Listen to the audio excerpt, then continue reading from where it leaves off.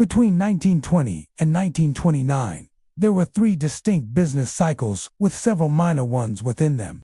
For the average American, it was confusing and destructive.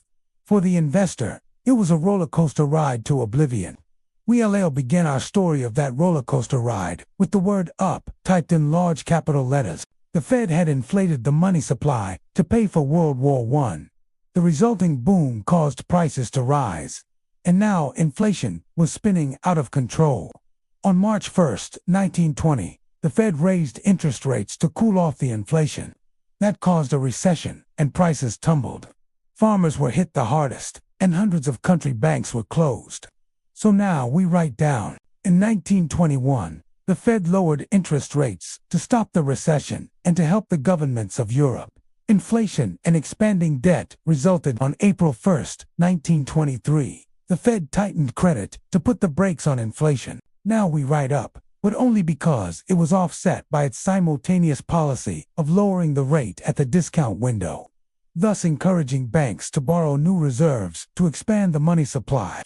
In 1924, the Fed suddenly created $500 million in new money. Within 1 year, the commercial banks parlayed that into more than $4 billion, an expansion of 8 to 1. The boom that followed took on the character of speculation rather than investment. Prices in the stock market rose drastically. So now we can write down, in 1926, the Florida land boom collapsed and the economy began to contract once again. Up in 1927, Montague Norman of the Bank of England visited the United States to consult with Benjamin Strong. Shortly after his visit, the Fed pumped new money into the system and the boom returned. Now we must descend again. In the spring of 1928, the Fed contracted credit to halt the boom. Then in November, the British pound began to sag.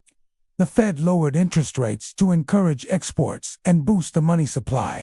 However, the banks found a way to get around the Fed's rules. They shifted their reserves into time deposits, where customers agreed to wait before withdrawing their money. Since time deposits require a smaller reserve ratio than demand deposits, the banks were able to issue more loans than before.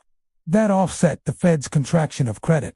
So once again, we write up. By that time, the British government had consumed its previous subsidy, which was used to maintain its welfare state.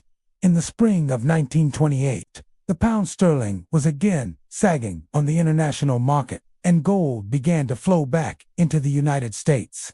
Our creature from Jekyll Island was not about to allow the United States to take on the gold. It was in a death struggle with its parent, the Bank of England.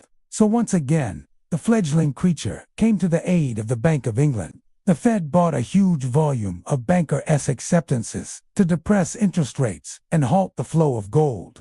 The money supply suddenly increased by almost $2 billion.